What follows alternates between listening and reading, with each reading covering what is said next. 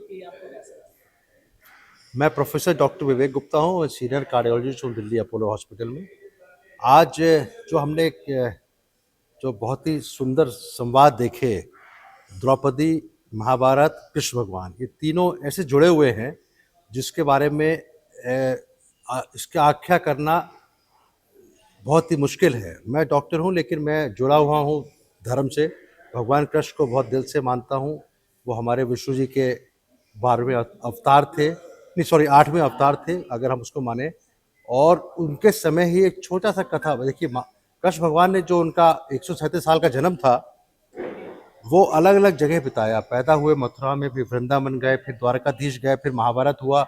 तो उस तरह से ये अलग अलग कार्यकाल में उन्होंने जो काम करने आए थे, जो भगवान ने भेजा था, उसमें एक छोटा सा काम था जो महाभारत का युद्ध, जिसमें द्रौपदी का जो एक एक अ, जो द्रौपदी जी जो पांडवों की पत्नी के रूप में थी, वो एक पावर के रूप में थी। She was actually power in her self. वो मेरे ख्याल से वो भी भगवान की कोई अवतार थी और कृष्ण भगवान की रिलेशन में भी थी। तो उनके बारे में बहुत कम जगह लिखा गया है, लेकिन Draupadi was the main force to finish off the evils. जो भगवान कृष्ण ने जो भी हुआ द्रौपदी जी के खिलाफ जो हुआ, उससे जो ऊर्जा आई पांडवों में, इसके लिए उन्होंने कहा कि धर्म युद्ध करना जरूरी है। ऑल्दो भगवान कृष्ण ने बहुत कोशिश की कि युद्ध ना हो, महाभारत ना हो, क्योंकि इसमें काफी संख्या जो कि इनोसेंट लोगों की जान जाएगी। जो हुआ, जो सेना थी, करनी सेना सारी खत्म हो गई। जिस तरह से सारे जो लोग लड़ रहे थे, इधर तो 5 पांडव थे और 100 कौरव थे। युद्ध तो उन बीच में था, लेकिन बाकी लोग जितने और जो चले गए, खत्म हो गया, वो उसके नहीं चाहते थे भगवान कृष्ण। लेकिन जो द्रौपदी का जो पात्र है, वो बहुत ही पावरफुल पात्र है।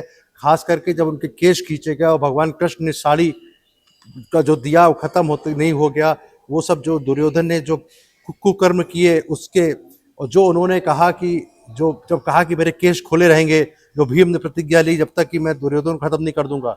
तो पांडवों ने जो खत्म किया कौरवों को, कौरवों खत्म नहीं किए, वो एक तरह से धर्म युद्ध था, अधर्म को खत्म किया।